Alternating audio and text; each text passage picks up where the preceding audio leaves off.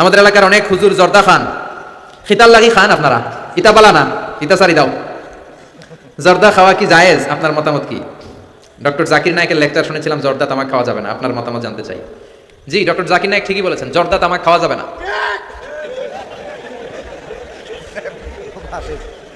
জর্দা তামাক খাওয়া যাবে না, কারণ সিগারেট খাওয়া হারাম, তাই না? যদিও অনেকে হারাম বলতে চায় না, মাকরুহে তাহরিমি বলে। মাকরুহে তাহরিমি বলে তো একই কথা, করিবুন ইলাল হারাম, হারামের কাছাকাছি। তো সিগারেটে যেটা পুরে পুরে খায়, আগুন দিয়ে পুরায় খায়, জর্দার মধ্যে ওটা আস্তে আস্তে চাবায় খায়। কথা বলেন। তো সিগারেট যদি হারাম হয়, জর্দা তো আরো আগে হারাম। এই জর্দা, সিগারেট এগুলোর সাথে মুসলমানের সম্পর্ক নাই। এই সিগারেটের যে ধোঁয়া, এটা জাহান্নামের আলামত। ধোঁয়া পাওয়া যাবে কই? কথা কয় না। জাহান্নামে থাকবে আগুন। সিগারেট খেতে কি লাগে? এই আগুন খায়, আগুন পেটের ভিতরে ঢুকে, আসে না নাই? পৃথিবীতে এই সিগারেটটা এমন একটা খাবার, এই একটা খাবারই শুধু টয়লেটে বসে খাওয়া যায়। কথা খুব কা, তাই না? সিগারেট ছাড়া কোনো জিনিস কেউ কোনোদিন টয়লেটে বসে খায়? খায় না, শুধু সিগারেটই খায়। আবার সিগারেট হয় টোবাকো প্ল্যান্টস থেকে, মানে তামাক পাতা থেকে। তামাক গাছ আসেনি এখানে? তামাক গাছ যেখানে চাষ করে ওইখানে কোনো বেড়া দেওয়া লাগে না, ওটা ছাগলও খায় না। ছাগলেও খায় না, ছাগলও মুখ দেয় না। তো যেটা ছাগলে খায় না, ওটা আশরাফুল মাখলুকাত খেতে পারে? কথা বলেন।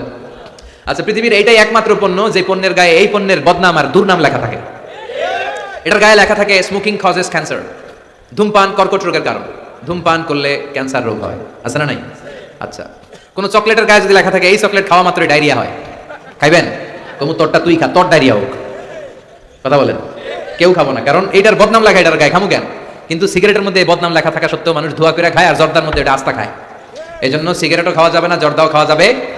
কোন আলিম যদি খান, এটা ঠিক না। ওই ভাইকে বলবো আপনি ছেড়ে দেন, আস্তে আস্তে অভ্যাস করেন, পারবেন। একবারে ছাড়া যায় না।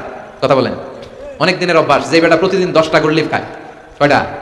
কালকে যদি ছাড়তেই হবে, ওকে আমার মাইরা ফেলাম, আমি মরে যাবো, তারপরে ছাড়তে পারবো না। ওরে খাইতে দিতে হবে। কি দিতে হবে? ওরে কমায় কমায় খাইতে দিতে হবে। ওরে বলতে হবে কালকে থেকে 9টা করে খান। কয়টা করে? যে 10টা খায়, ও 9টা খেলে চলবে না? চলবে। পরের সপ্তাহে 8টা করে খান, এরপরে সপ্তাহে 7টা। ওরে খাইতে দিতে হবে কয়েক মাস, তারপরে 5টা, এরপরে 2টা। যেই সপ্তাহে ও 2টা করে খায় অভ্যস্ত, এরপরে সপ্তাহে একটাও খাইতে পারবে, ঠিক কিনা? যেই সপ্তাহে ও 1টা করে খাইলেও চলে, এরপরে সপ্তাহে না খাইলেও চলে। কথা বলেন। এই যে মদ হারাম হয়েছে গ্রাজুয়ালি, প্রথমে বলছে এটার মধ্যে কিছু উপকার আছে, ক্ষতি আছে, তবে উপকার আছে ক্ষতি বেশি। ইসমুহুমা আকবারু মিন নাফিহিমা। সাহাবারা কয় তাহলে তো কমাই দিতে হবে। সাহাবারা মদ খাইতো, ওমর ফারুক মদ খেতেন, মদ খাওয়ার রাজা ছিলেন উনি। এরপরে সাইয়েদনা আলী রাদিয়াল্লাহু তাআলা আনহু মদ খেতেন, সব সাহাবারা মদ খেতেন, কারণ তখন এটা জায়েজ ছিল, নিষেধাজ্ঞা আসে নাই। যখন বলা হলো ক্ষতি আছে বেশি, খাওয়া কমাই দিলেন। এরপর একটা সাইয়েদনা আলী রাদিয়াল্লাহু তাআলা আনহু মদ খায় নামাজে দাঁড়ায়, এরকম মাতলামি করতেছে, আর করতেছে আ'বুদু মা তা'বুদুন। লা আ'বুদু মা তা'বুদুনের জায়গায় মাতলামের জন্য কি পড়ে? আ'বুদু মা তা'বুদুন। লা আ'বুদু মা তা'বুদুনের অর্থ হলো কাফিরেরা তোমরা যে মূর্তির পূজা করো আমরা ওটার পূজা করি না। উনি লা বাদ দিলে অর্থ হয়ে গেছে তোমরা যেটার পূজা করো আমরা ওইটারই করি। ভেজাল আছে না নাই? এখন নামাজের পরে সবাই যে ধরছে বিষ্ণু নবী, দেখেন আপনার জামাই কি করছে। তখন আয়াত নাজিল হলো লা তাকরাবুস সালাতা ওয়া আনতুম সুকারা। মদ খাইও, তবে মদ খাইয়া নামাজে দাঁড়ায়ও। তখন 5টা টাইমে মদ খাওয়া নিষেধ হয়ে গেল, কারণ নামাজ কয় ওয়াক্ত? 5 ওয়াক্ত খাইতে পারে না, রাতে ঘুমানোর আগে একটু খায়। এরপরে আল্লাহ ইন্নামাল খামরু ওয়াল মাইসির ওয়াল আনসাব ওয়াল আজলাম রিজসুম মিন আমালিশ শাইতান ফাজতানিবুহু। এরপর চিরকালের জন্য মদ জুয়া আল্লাহ হারাম করে দিলেন। আল্লাহ একবারে হারাম করলে ভয়ঙ্কর অবস্থা হতো, আল্লাহ ধীরে ধীরে হারাম করলেন। তো যারা এই জর্দা সিগারেট খান তারা আস্তে আস্তে কমাবেন।